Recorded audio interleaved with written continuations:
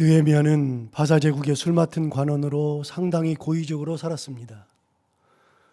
그러기에 바사 제국을 떠나야 할 이유가 하나도 없었음에도 불구하고 무너진 예루살렘 성벽을 재건하기 위해서 모든 것을 다 버리고 예루살렘에 자발적으로 들어가 예루살렘 성벽을 재건했던 유명한 인물이었습니다. 약 140년 혹은 150년 전에 무너진 예루살렘 성벽을 재건하는 것은 그리 쉬운 작업이 아니었습니다. 이미 폐허가 되어 있는 곳, 그것을 다시 세운다는 것이 너무나도 어려운 것이었고 많은 이들의 방해가 있었기에 더더욱 어려운 것이었습니다. 가장 극렬하게 반대를 했던 이들은 산발랏과 도비아와 아라비아 사람들 등 많은 이방 족속들이 예루살렘 성벽 재건하는 것을 극렬하게 반대했었고 또 같은 유대 종족들의 반대들도 있었습니다. 이들의 방해는 정말 조직적인 것이어서 느헤미야가 성벽을 재건하지 못하도록 군대를 모아서 성벽 재건하는 이스라엘 백성들을 치료했었고, 느헤미야는 전쟁이 임박했다는 소식을 듣고 하나님께 기도하는 것을 시작으로 이스라엘 백성들을 독려하면서 성전 건축을 진행했었습니다. 성벽 재건을 진행했었습니다. 모든 이스라엘 백성들이 한 손에는 병장기를 들고 다른 한 손으로 일을 하기도 했었고 칼을 차고 일을 하기도 했을 정도였습니다.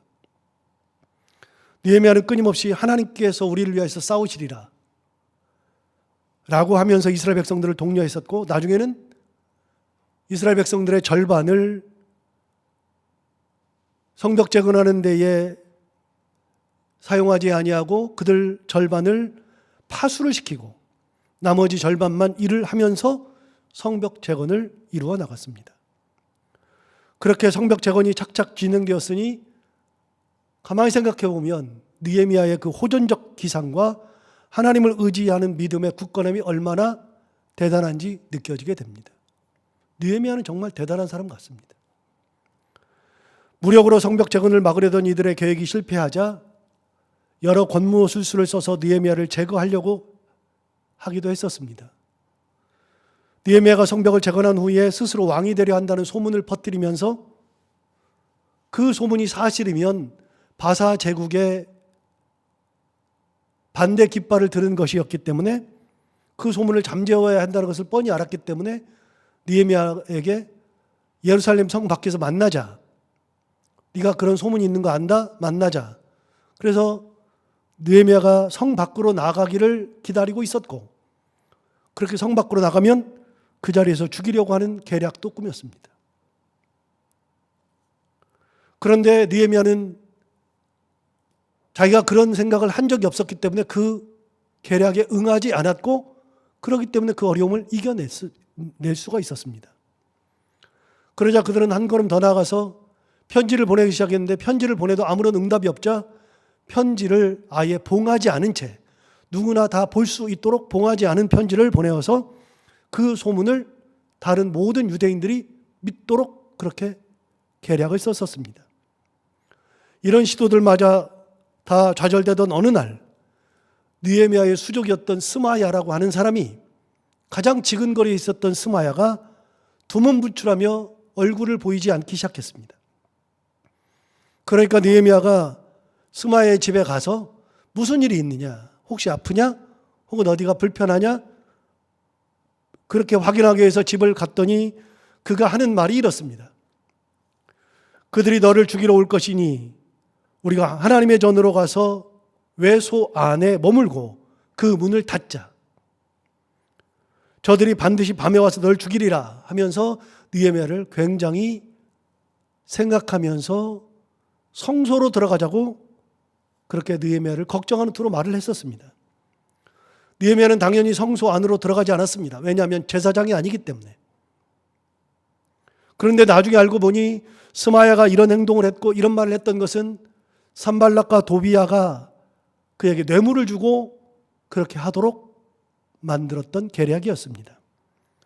만약 느헤미야가 성전에 들어간다면 그는 율법을 어기는 것이었고 그 자리에서 죽임을 당해야 했었기 때문에 그렇게 스스로 율법을 어기도록 계략을 꾸몄던 겁니다.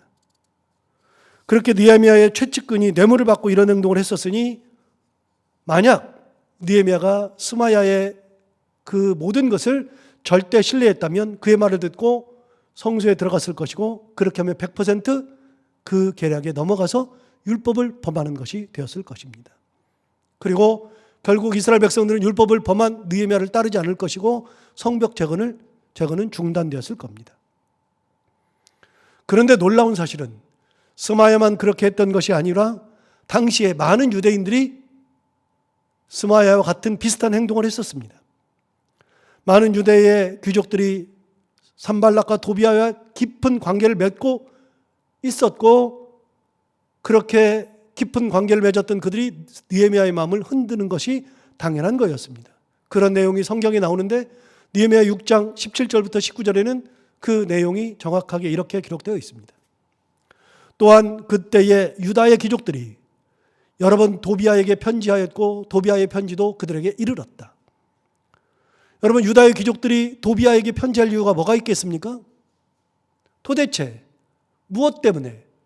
도비아나 산발랏은 느헤미야의 반대편에 서 있었고 성벽 재건을 못하게 하는 사람들이었는데 유다의 귀족들이 그에게 편지하고 편지를 받아야 할 이유가 없었을 텐데 그들은 그렇게 편지를 주고받는 사이가 되었습니다. 18절에 보면 이렇습니다. 도비아는 아라의 아들 스가냐의 사위가 되었고 도비아의 아들 여호하난도 베레기야의 아들 무술람의 딸을 아내로 맞이하였으므로 유다에서 그와 동행한 자가 많음이라. 여러분, 도비아는 유다의 귀족의 딸을 아내로 맡기도 했었고 자기 아들은 유다의 귀족들에게 사위를 만들기도 했었고, 그렇게 결혼 동맹을 맺었으니 유다의 귀족들이 당연히 도비아가 좋다 말할 것이 분명했을 것이고 편지를 주고받는 것은 당연했을 것입니다. 절대로 일어나지 않아야 하는 그런 일들이 그 당시에 일어났었습니다. 19절에는 이렇습니다. 그들이 도비아의 선행을 내 앞에 말하고 또 내 말도 그에게 전하매 도비아가 내게 편지하여 나를 두렵게 하고자 하였느니라. 그렇기 때문에 그들이 편지를 주고받았던 겁니다. 사위였고 장인이었고, 그러니까 그런 일들을 당연하게 저지른 거죠. 말도 안 되는 일을 행했었습니다. 편지를 주고받았습니다. 도비아의 선행을 말하였습니다. 여러분, 도비아는 선행을 말할 수 있는 사람이 아닙니다. 그런데 결혼 관계로 동맹 관계를 맺으니까 도비아의 선행을 말하면서 느헤미야의 마음을 흐트러뜨렸고 느헤미야가 무슨 말을 했든지 그 말은 전부 다 도비아의 귀에 다 들어갔습니다. 이런 어려움을 극복하면서 느헤미야가 성벽을 재건했습니다. 느헤미야는 정말로 대단한 사람이라고 저는 생각합니다. 어떤 어려움이 있어도 그 어려움에 빠지지 않고 오로지 하나님을 바라보며 하나님의 은혜를 바라보며 하나님께서 우리를 위해서 도우시리라, 싸우시리라 이스라엘 백성들을 독려하며 그렇게 성벽을 재건했습니다. 다 지나놓고 보면 아찔합니다. 너무나도 아찔하죠. 그런데 그때는 몰랐습니다. 스마야가 왜 그렇게 하는지 몰랐습니다. 왜 편지를 주고받는지 몰랐습니다. 나중에 보니 그런 관계를 맺었습니다. 결혼 관계를 맺었고 뇌물을 받았고, 그것도 최측근이 그렇게 하면서 그들 자신이 성벽 재건을 방해했었습니다. 지나놓고 보니까 너무나도 아찔한 겁니다. 어떻게 이러는 일이 일어났을까 싶은데 그런 일들이 일어났었습니다. 그런데 그 모든 것들을 이겨내고 성벽을 재건했습니다. 훗날 생각해 보니 낭떠러지에 서 있는 것 같은 것을 느낀 겁니다. 이 모든 난관을 뚫고 성벽을 재건하였을 때, 그렇게 성벽을 재건하고 났을 때의 기록이 6장 15절과 16절에 나와 있습니다. 드디어 성벽을 재건했습니다. 15절 보면 이렇습니다. 성벽 공사 역사가 52일 만인 엘루월 25일에 끝났다. 여러분, 놀랍게 성벽 재건은 52일밖에 걸리지 않았습니다. 그 52일 사이에 엄청난 일들이 일어났는데 52일밖에 걸리지 않았습니다. 이게 얼마나 대단한 것인가. 여러분, 느헤미야의 앞에 에스라라는 책이 있는데 그 에스라라는 책에 성전 재건이 나옵니다. 느헤미야는 성벽을 재건했지만 성전 재건이 나옵니다. 에스라 1장부터 6장까지에 의하면 성전 재건이 나오는데 스룹바벨을 비롯해서 1차로 포로귀환한 사람들이 성전을 재건하는데 놀랍게도 성전 재건에 20년 걸렸습니다. 20년 걸린 이유가 무엇일까요? 처음에 1, 2년은 열심히 준비해서 했었습니다. 그런데 정말 많은 반대가 있었습니다. 그 많은 반대에 결국은 굴복하고 성전 재건을 포기했었습니다. 약 15년 넘게 성전 재건을 포기했다가 훗날 하나님께서 역사하시고 은혜 주셔서 성전을 재건해서 성전 재건 마치는 때가 20년이었습니다. 여러분, 성전 재건이라는 것이 쉬운 것이 아닙니다. 20년 걸렸습니다. 그런데 오늘 느헤미야가 성벽을 재건하는 것은 놀랍게도 52일밖에 걸리지 않았습니다. 오늘 본문에 그렇게 나오지 않습니까? 6장 15절에 분명히 나오지 않습니까? 성벽 역사가 52일 만인 엘룰월 52일에 끝났다. 52일 만에 성벽 재건을 끝냈던 것이죠. 계속해서 16절을 볼까요? 16절에 보면 이렇습니다. 우리의 모든 대적과 주위에 있는 이방 족속들이 이를 듣고 다 두려워하여 크게 낙담하였으니 그들이 우리 하나님께서 이 역사를 이루신 줄을 알미니라 그랬습니다. 여러분, 이 모든 성벽 재건이 52일 만에 끝나자 모든 대적들과 주위에 있는 이방 족속들이 이를 들었습니다. 그리고서는 크게 두려워했다는 것입니다. 여러분, 왜 두려울까요? 이들이 생각할 때는 성벽 재건은 이루어질 수가 없는 거였습니다. 온갖 계략을 다 꾸몄고 전쟁한다는 소문도 흘렸고 죽일 고비도 있었고 그렇기 때문에 느헤미야가 좌절할 거라고 생각했고 그런 가운데서 이스라엘 백성들은 당연히 그런 어려움을 당할 때 느헤미야에게 왜 우리가 이걸 해야 되느냐? 이런 어려움 속에서 이런 걸 해야 되느냐? 불평불만이 있었을 것이고 내부로는 유대인들의 반대, 외부로는 적들의 반대, 그거에 의해서 절대로 성벽 재건은 안 될 거라고 생각했었습니다. 그런데 놀랍게도 52일 만에 이 일이 이루어졌습니다. 너무나도 빨리 이루어진 겁니다. 제가 생각해도 기적 중에 기적입니다. 이게 어떻게 이런 일이 일어날 수 있는가? 그래서 대적들이 이걸 알고 듣고 나서 두려워했었습니다. 이거는 어떻게 이런 일이 일어날까 생각해 보니까 두려움밖에 없는 겁니다. 그래서 그들이 이렇게 얘기하는 겁니다. 16절을 다시 보면 이렇습니다. 우리의 모든 대적과 주위에 있는 이방 족속들이 이를 듣고 다 두려워하여 크게 낙담하였으니 그들이 우리 하나님께서 이 역사를 이루신 것을 알미니라. 그들이 고백한 것은 느헤미야가 했다가 아니라 하나님께서 하셨다라고 고백한 겁니다. 그럴 수밖에 없죠. 여러분, 이건 사람의 힘으로 된 것이 아니었습니다. 하나님이 하신 거였습니다. 하나님이 역사하지 않으면 절대로 불가능한 거였습니다. 모든 난관을 뚫고 52일 만에 성벽을 재건했다? 말도 안 되는 얘기입니다. 여러분, 예루살렘을 가보신 분들은 압니다. 그 성벽이 얼마나 높은지, 그 성벽이 얼마나 대단한 것인지, 그걸 52일 만에 한다는 것은 말이 되질 않습니다. 아예 말이 되질 않습니다. 그런데 느헤미야서를 읽어보면 그 성벽을 재건할 때 지파별로 구역을 나누어 주었습니다. 레위 지파는 여기서부터, 유다 지파는 여기서부터 여기까지, 르우벤 지파는 여기서부터 여기까지. 그래서 그 성벽을 12로 나눈 다음에 그 모든 곳을 지파별로 나누어 줬고 지파 중에서도 각 가문별로 르우벤 지파의 무슨 가문은 어디서부터 어디까지, 무슨 가문은 어디서부터 어디까지. 그래서 가문들이 맡은 것을 자기들이 맡은 공사 구간을 그 기간 동안에 한 겁니다. 그런데 아무리 그래도 이스라엘 백성들이 그렇게 52일 만에 한다는 것은 말이 되질 않습니다. 제가 아무리 이 느헤미야를 읽고 느헤미야를 제가 잘 알기 때문에 성벽을 갈 때마다 느끼는 겁니다. 예루살렘을 가면 저는 꼭 성벽을 한 바퀴씩 돕니다. 대부분의 경우는 성벽을 돌지 않고 예루살렘 성주를 가면 성벽 안에 예루살렘 구시가지를 들어가서 예수님의 흔적과 성전을 들어가 보려고 그러죠. 그런데 저는 갈 때마다 성벽을 한 바퀴씩 돕니다. 성벽을 도는데 약 제 걸음으로 1시간 반이 걸립니다. 빨리 걸을 때. 지난번에 우리 성도들을 모시고 성벽을 돌다가 시간도 너무 많이 되었고 연세도 많이 들어가지고 결국은 다 돌지 못하고 3분의 2밖에 돌지 못하고 결국은 택시를 타고 호텔로 들어갔던 기억이 있습니다. 다 못 돌았습니다. 어른들을 모시고는 돌 수가 없었습니다. 저는 몇 번을 돌았습니다. 2시간을 도는 내내 생각합니다. 이게 어떻게 52일 만에 이루어질 수 있는 것인가? 절대로 불가능합니다. 높이는 얼마나 높은데요. 그런데 그걸 52일 만에 했습니다. 대적들이 생각했습니다. 이게 사람이 하는 것이 아니구나. 같은 유대 종족들도 느꼈습니다. 이게 어떻게 사람이 하는 것인가? 아니지. 그래서 그들이 고백하는 게 뭐냐? 그들이 우리 하나님께서 이 역사를 이루신 줄을 알미었다. 하나님의 역사인 것을 그들은 고백할 수밖에 없었습니다.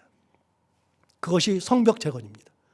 여러분, 느헤미야가 했던 성벽 재건은 정말 대단한 겁니다. 아무리 생각해도 대단합니다. 그런데 공사가 다 끝났습니다. 다 끝나도 끝난 것이 아니었습니다.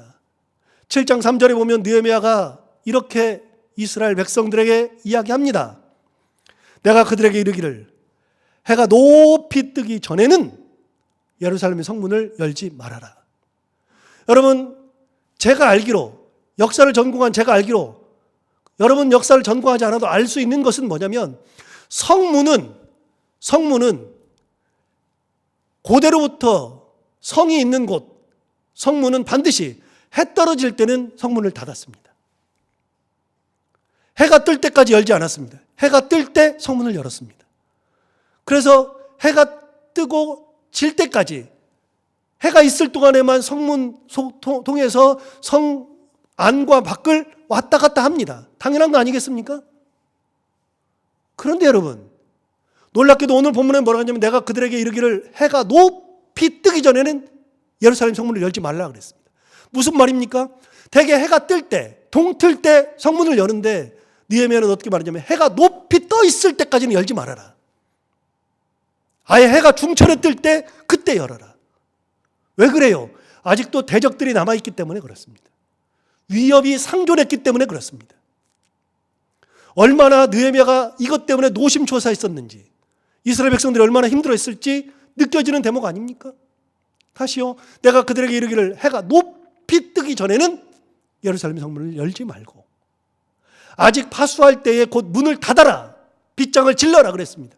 여러분, 이스라엘 백성들이 성을 나가서 파수를 할 때, 거기 나가서 파수를 하면 대개 해가 있을 동안에는 성문을 열어놓고 파수꾼이 있어서 드나드는 사람을 점검하고 그러면서 성문을 열어놓는 것이 당연한 건데, 성문을 해가 중천에 떴을 때 성문을 열고 나서 일하는 사람들이, 예루살렘의 성에 있는 사람들이 일하러 밖으로 나가서 농사를 지으러 파수하려고 할 때에도 나가면 문을 닫아라.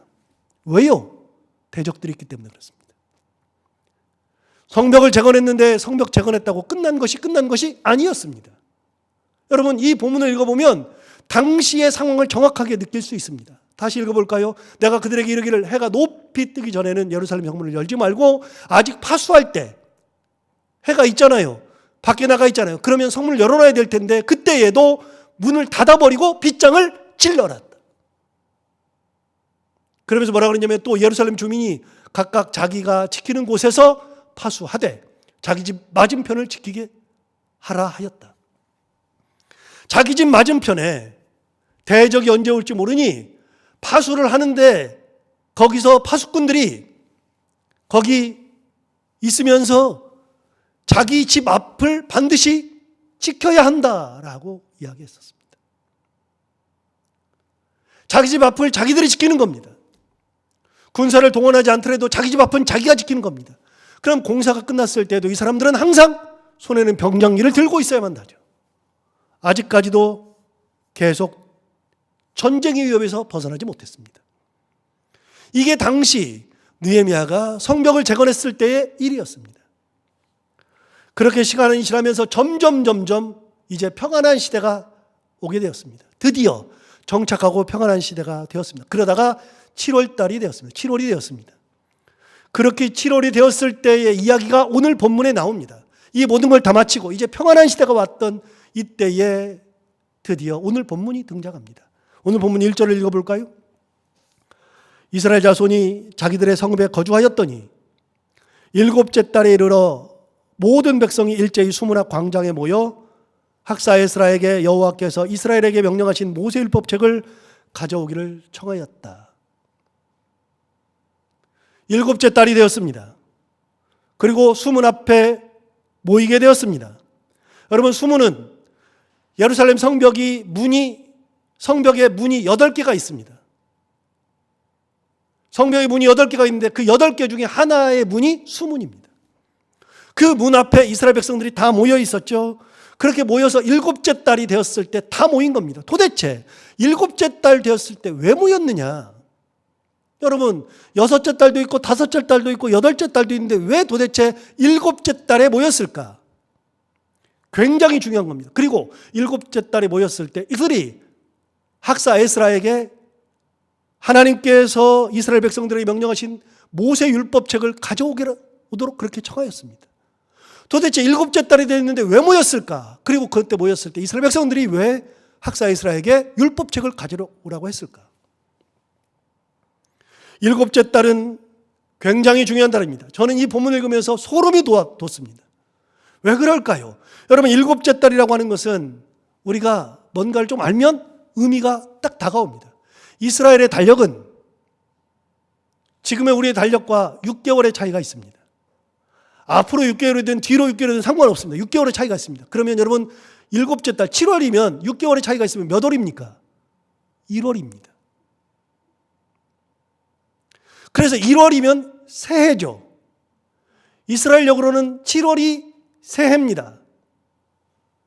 그래서 7째 달이면 새해가 밝은 겁니다. 7째 달 첫날이 되었습니다. 그 첫날에 이스라엘 백성들이 수문학 광장에 모인 겁니다. 즉 설날이 된 겁니다. 설날이 되었을 때 이스라엘 백성들이 수문학 광장에 모인 거죠. 여러분, 이스라엘이 백성들이 1월이 되었을 때에 지키는 절기가 3개가 있습니다. 1월 되었을 때 지키는 절기가 3개인데 첫 번째 1월 1일 날 나팔절을 지킵니다. 나팔절이라고 하는 것은 나팔을 길게 붑니다. 새해가 밝았다. 그 하루를 나팔을 불면서 시작합니다. 나팔절이 시작합니다. 도대체 나팔을 왜 부는가? 새해가 밝았으니까 불었겠죠 뭐. 네, 그런 의미도 있을 겁니다.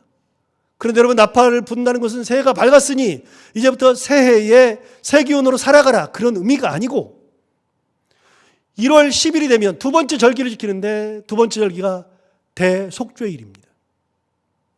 대속죄일은 대제사장이 1년에 딱 한 차례 지성소에 들어가서 거기에서 하나님 앞에 무릎을 꿇고 하루 종일 나오지 않고 금식하고 들어가서 이스라엘 백성들의 죄를, 한 해 동안 지은 모든 죄를 다 꺼내놓고 하나님 앞에 통회자복하고 회개하는 날, 금식하며 회개하는 날, 그리고 하나님의 은혜를 가지고 나오는 날이 대속죄일입니다. 대제사장이라 할지라도 지성소에는 절대로 들어가지 못하고 1년에 딱 한 차례 1월 10일만 들어갑니다. 그것도 회개하러 들어갑니다.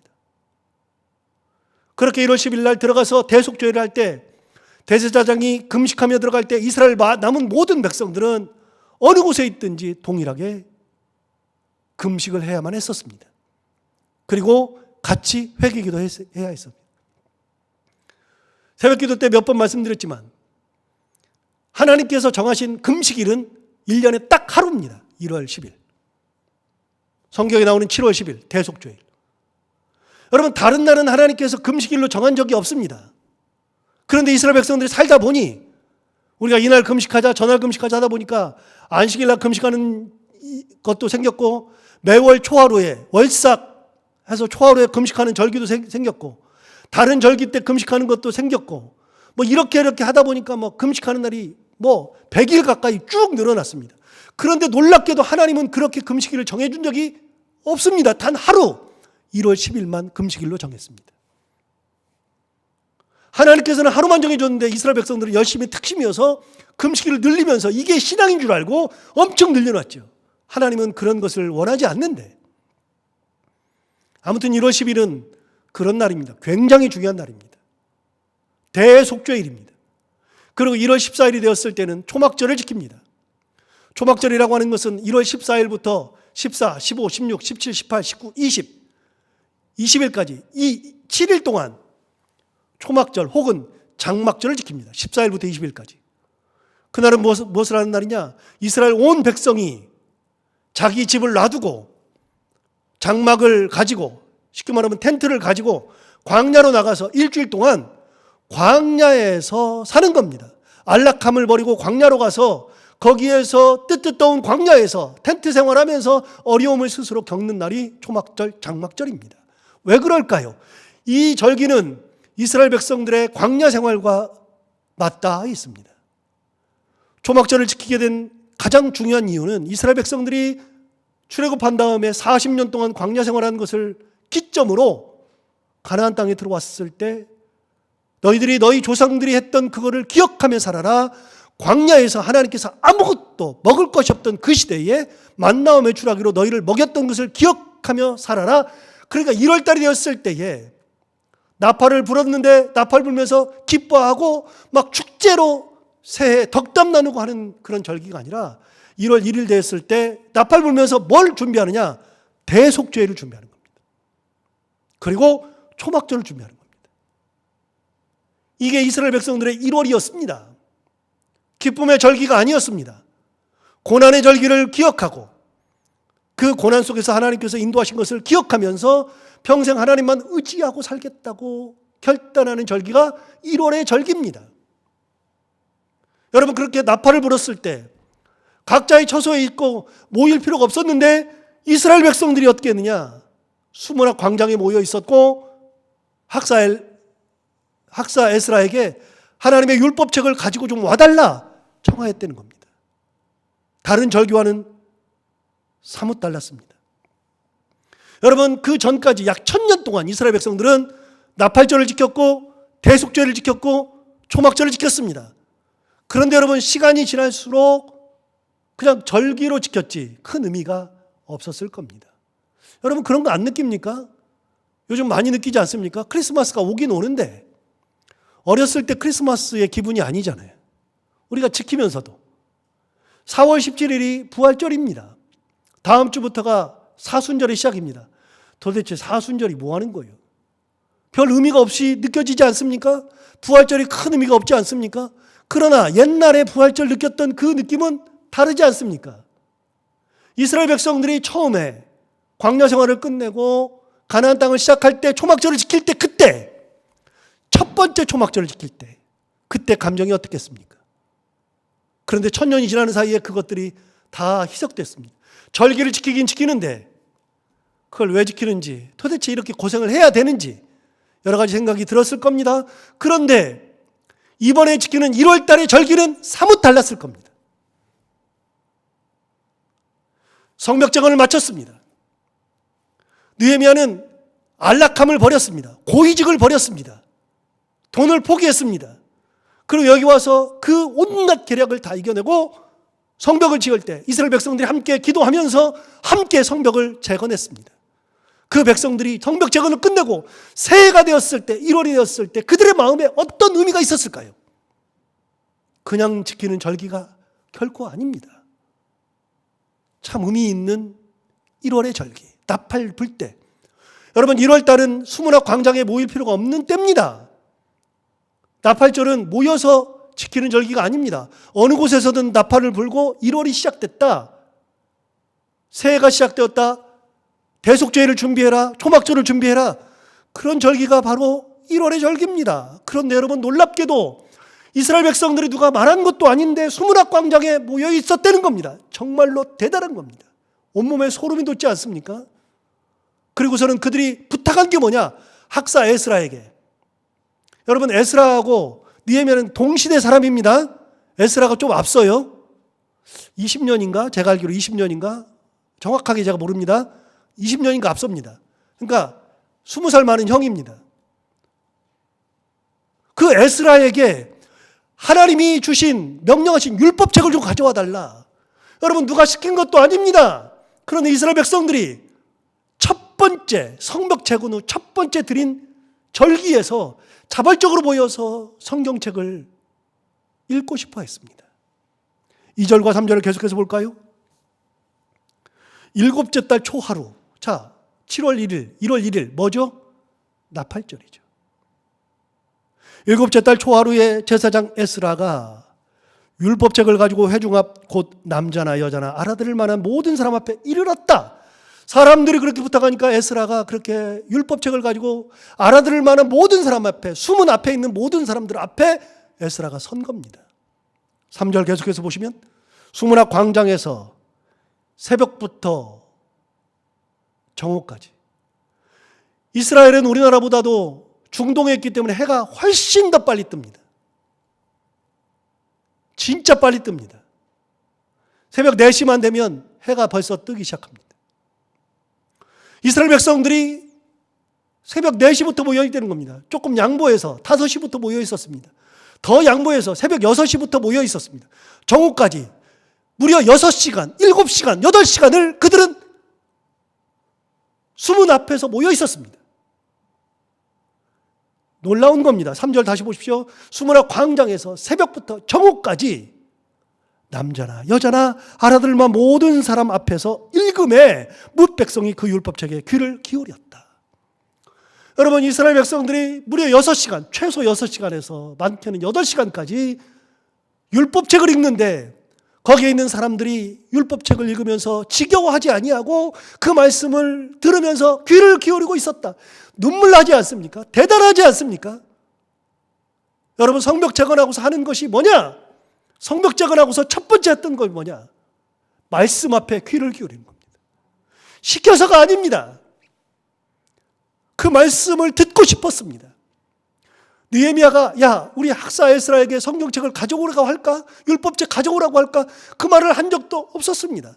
에스라가 이스라엘 백성들에게 너희들 성벽을 재건했으니 이제 율법을 들어야지, 율법책을 내가 가지고 나갈 테니 수문 앞에 모여라 한 적이 없었습니다. 이 백성들이, 이스라엘 사람들이 에스라에게 부탁해서 성경책을 받았고 성경을 읽었습니다. 소름 돋지 않습니까? 4절을 계속해서 볼까요? 그때 학사 에스라가 특별히 지은 나무강단에 섰어요. 여러분, 이 에스라가 강단에 사람들 앞에 설 때 이런 강대상, 이런 강단을 딱 가지고서 놔야지 그 성경을 읽으니까요. 여러분, 성경이 우리가 생각하는 이런 성경이 아닙니다. 당대의 성경은요, 두루마리입니다. 제가 두루마리를 직접 몇 번 봤는데요, 두루마리입니다.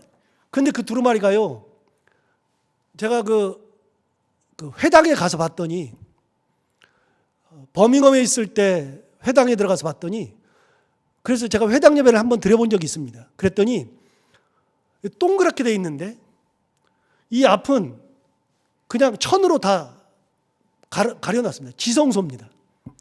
천으로 가렸는데 성경을 읽을 때가 되니까요, 천을 딱 여는데 그 천 여는데 거기에 두루마리가 3개가 딱 꽂혀 있습니다. 두루마리가. 율법서, 시가서, 선지서. 3개의 성경이 딱 꽂혀 있는데 율법서가 이렇게 두껍습니다. 그거를 딱 꺼내는데 몇 사람이 와가지고요, 같이 들어요. 같이 들고 그걸 들어가지고서 나오면 2사람이 기본적으로 두루마리니까 그걸 들어가지고 와요.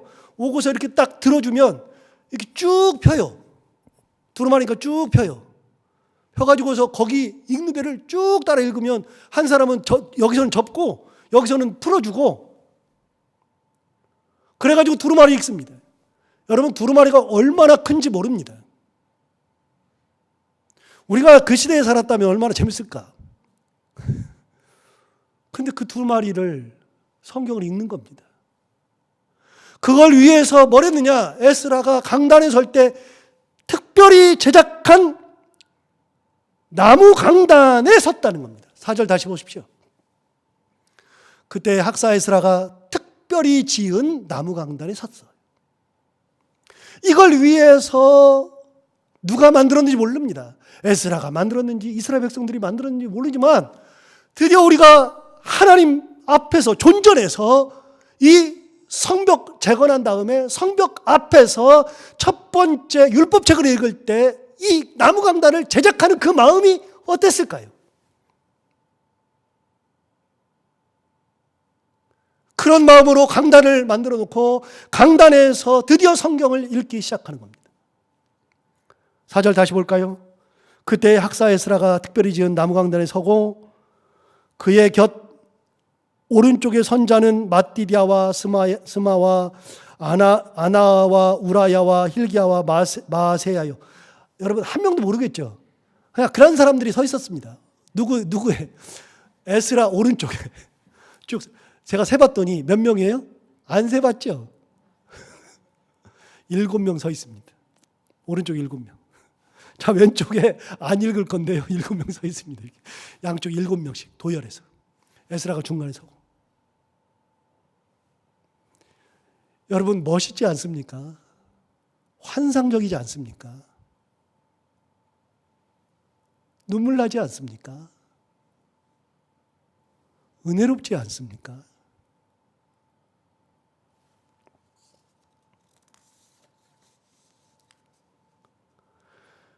그들은 그렇게 새벽부터 정오까지 그렇게 서가지고서 읽었습니다. 그런데 더 재밌는 게 5절에 나옵니다. 5절에 이렇게 말했습니다. 에스라가 모든 백성 위에 서서 그들 목전에 책을 펴니 책을 펼 때 모든 백성이 뭐 했다고요? 일어섰어요. 그런데 나중에 확인해 봤더니요.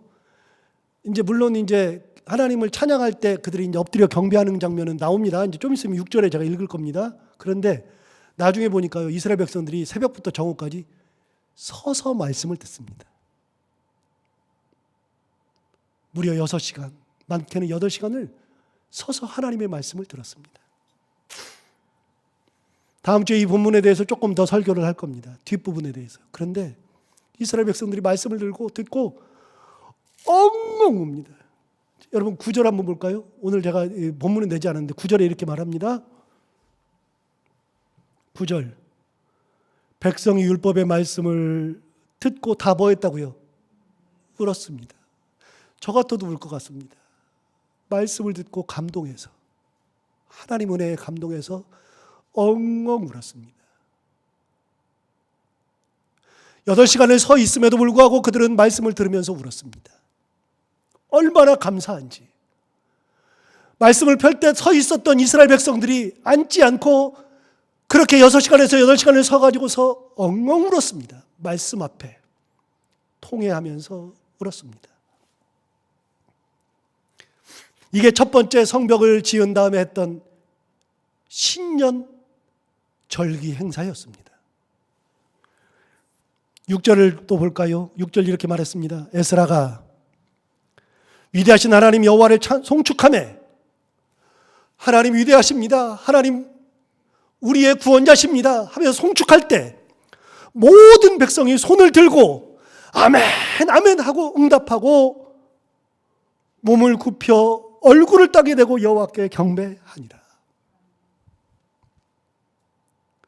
하나님 위대하십니다. 하나님 우리의 구원자십니다. 그럴 때 이스라엘 백성들은 손을 들고 아멘 아멘 그랬습니다. 진심이 느껴지지 않습니까? 이게 그러면서 몸을 굽혀 얼굴을 땅에다 댔다 절하고 있는 거죠. 얼굴을 감에 들지 않았습니다. 그러면서 여호와 앞에 경배하였다. 7절 8절 볼까요? 예수아와 바나와 세레바와 야민과 악굽과 사브대와 호디야와 마아세야와 그리다와 아사랴와 요사밧과 하난과 블라야와 레위 사람들은 하나도 모르지만 이런 사람들은 어떻게 했느냐? 백성이 제자리에 서 있는 동안 나오잖아요. 제자리에 서 있잖아요. 말씀을 들었는데 제자리에 서 있어요. 그들에게 율법을 깨닫게 하였는데 하나님의 율법책을 낭독하고 그 뜻을 해석하여 백성에게 그 낭독하는 것을 다 깨닫게 해 주었다. 여러분 이스라엘 백성들이 율법을 듣고도 모르니까 돌아다니면서 율법을 해석해 주는 겁니다. 광대한 장면, 엄청난 장면을 성벽 재건한 다음에 했었습니다. 여러분 제가 오늘 이 본문을 택한 이유가 있지 않겠습니까? 기도하면서 택한 이유가 있지 않겠습니까? 왜요? 여러분 성벽 재건이 중요합니까? 하나님의 말씀 앞에 서는 것이 중요합니까? 말씀 앞에 서는 것이 중요합니다. 말씀으로 회복되는 것이 중요합니다. 하나님의 말씀이 살아 있어야 합니다. 그때가 감동입니다. 이스라엘 백성들이 하나님의 말씀 앞에서 서서 울면서 성경을 들었을 때가 감동입니다. 여러분, 뭔 행사를 치르는 것이 감동이 아니라 하나님의 말씀 앞에 설 때, 그 말씀대로 살아갈 때, 하나님을 찬양할 때, 아멘 아멘 하고 찬양할 때, 몸을 굽혀 머리를 이마를 땅에다 대고 하나님의 말씀을 들을 때, 그때가 감동입니다. 여러분, 창립 45주년이 되었는데 우리 교회가 가야 할 길을 밝혀주지 않습니까? 교회가 가야 할 길은 이 길입니다. 말씀이 살아있는 교회, 하나님의 은혜가 살아있는 교회, 그저 절기 때마다 절기를 지키는 교회가 아니라 그 절기 때마다 하나님의 살아계심을 느끼는 교회, 하나님의 뜻대로 살아가는 교회. 여러분, 오늘 우리가 45주년을 지나가고 있지만 매번 느끼는 것이 그저 절기니까 지키는 경우가 굉장히 많습니다. 제가 부임하고 나서 40주년을 지냈습니다. 약 5년 전에. 나름 최선을 다해서 드린다고 했었고 이런저런 이벤트도 했었습니다. 그런데 제 마음속에는 항상 뭐가 있냐면 행사를 하고 싶은 마음은 진짜 없고요. 행사가 아니라 이런 삶이 교회에 가는 길, 45주년 행사를 거창하게 하는 것이 아니라 이것이 바로 교회에 가는 길. 저는 행사를 좋아하지 않습니다. 여러분 잘 알다시피 행사를 좋아하지도 않고 플랜카드 거는 것도 하지도 않고 특별히 무슨 선물을 주는 것을 좋아하지도 않고 저 오고 나서부터 선물이 뚝 끊어졌죠. 주질 않으니까. 의미 없으니까. 저는 의미 없다고 생각하는데 시간이 지날수록 그런 것도 한 번씩 해야 되는데 이런 생각이 들기는 합니다.